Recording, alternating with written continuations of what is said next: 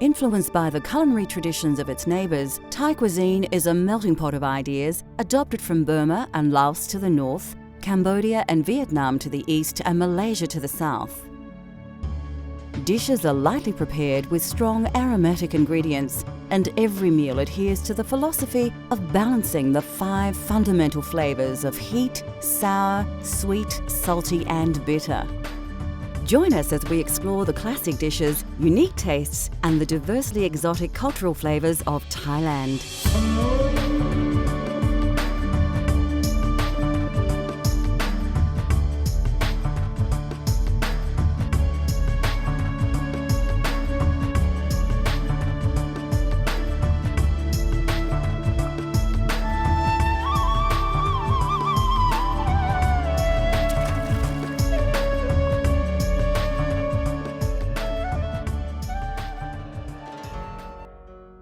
Thailand lies in the heart of Southeast Asia, and for centuries it was an important trade stop-off between India and China. Throughout its rich history, Thailand has been shaped by the cultural influences of its neighbours and trading partners. The Vietnam food is quite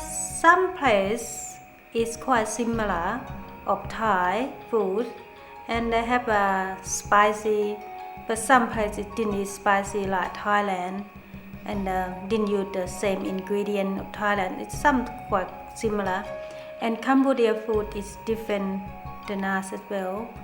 So Thailand is quite spicy than more any Asian country. Thai food combines centuries-old Eastern traditions with more recent Western influences. Yet this cuisine is truly recognised around the world as being quintessentially Thai.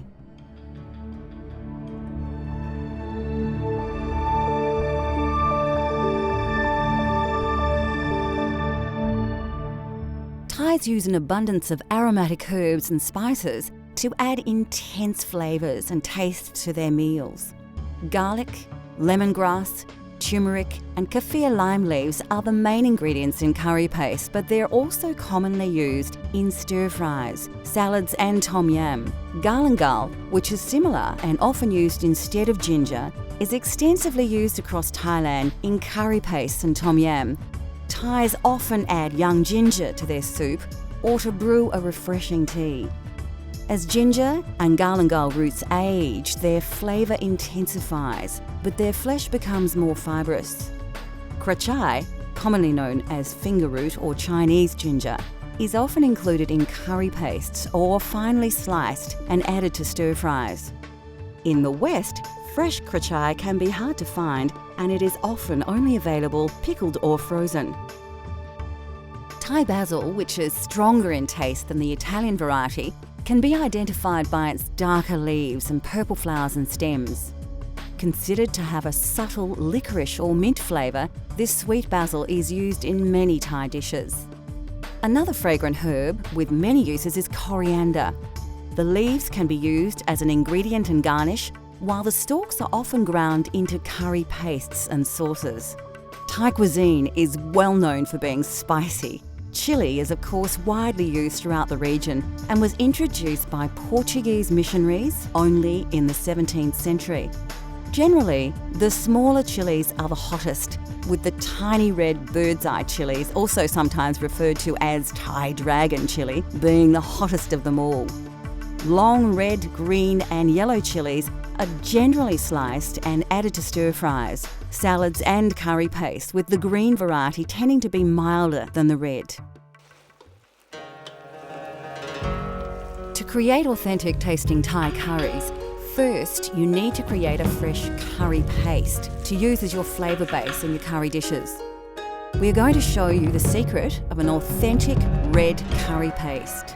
If we make curry paste in Thailand, it's really easy. Most of the country people make their own curry paste every day.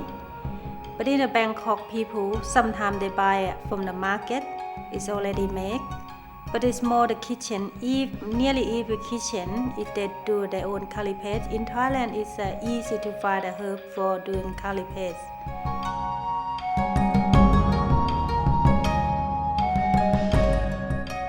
You'll need a mortar and pestle for this recipe. If you don't have one, a small blender will do the job.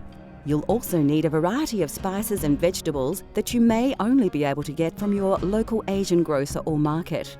When you select your ingredients, fresh produce may not always be available, but many ingredients also come in 3 varieties: frozen, pickled or dried.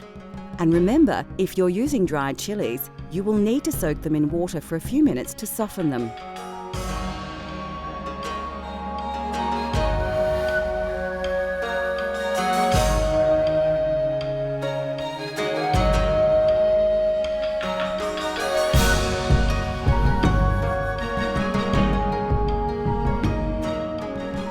Firstly, finely slice your lemongrass stalk. Take care to cut it as small as possible so it grinds well in the mortar and pestle. Do the same with the galangal, again slicing as finely. Depending on the size of your root, you may not need it all. Add about a teaspoon to your mortar. Chop the krachai into small pieces. We are using krachai that is frozen, so it's quite soft now that it's thawed. If you have access to fresh, you may need to chop in finer. Carefully slice the zest off the kaffir lime, then dice it finely. You don't need to use the whole lime peel, about 2/3 is fine. If you don't have a kaffir lime, you can use finely diced kaffir lime leaves.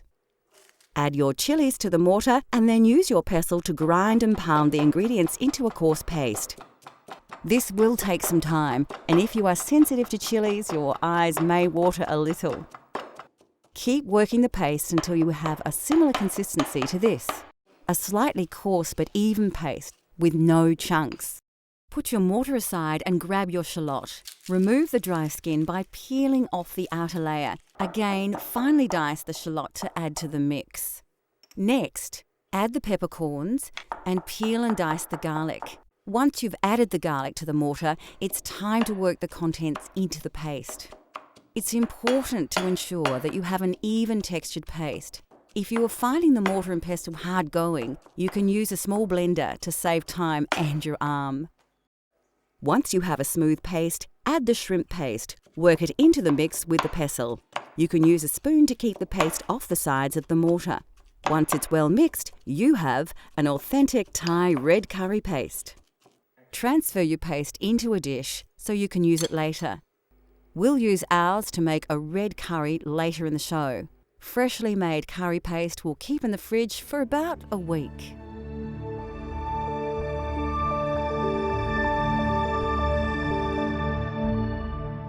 Like any cuisine, there is a wide and varied range of condiments and sauces that can greatly influence the taste of any dish.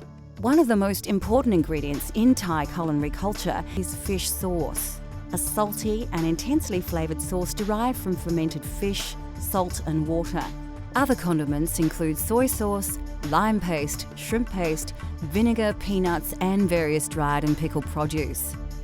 Dried shrimp and shrimp paste, pickled fish and chilies, even pickled peppercorns may seem unusual and exotic to Western tastes, but are commonly found in popular Thai dishes. Still to come on Cultural Flavours Thailand, we spice things up with a tasty red curry, explore the mouth-watering array of Thai fruit and vegetables, and we get cooking with noodles.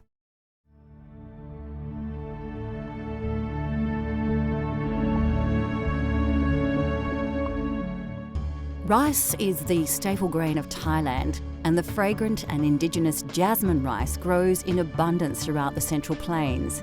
A long grain rice, it's generally served with most curries and some stir-fries, and is even eaten at breakfast. There are several varieties of rice, including sticky rice, which is popular in desserts, and as the main rice to the north of the country.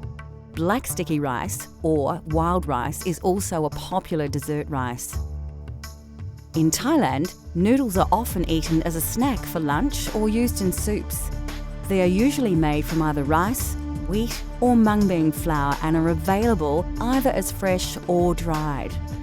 The most common are the rice noodles, which come in 3 varieties: wide and flat, thin and flat, and round and thin, which are known as vermicelli in the West. Noodles form the basis of many Thai dishes and stir-fries, like the pad Thai we will be making later in the show. Thai curries have taken their influence from India and China, but the flavours of these spicy popular dishes are uniquely Thai. Thai and Indian spicy is different spicy. Thailand use chili, but Indian use different spicy than us. So Thai food is more soft than Indian foods. It's not too strong of herb. And the Chinese food is more didn't have a spicy in their mouth, just more stir fry and soup. We showed you how to create a wonderful aromatic traditional red curry paste earlier in the show.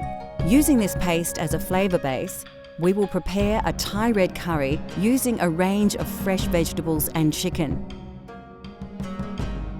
For this recipe, you will need a selection of fresh vegetables. Remember, if you can't find these exact ingredients, seasonal vegetables will do, although ingredients like kaffir lime leaves are important. The classic Thai ingredients we will be using are combinations of fresh, frozen and even pickled. All are readily available from Asian grocers. This can be a vegetarian dish if you prefer, but it is commonly cooked using chicken or pork. Of course, you'll need a couple of tablespoons of the authentic red curry paste, and the meal is generally served with jasmine rice.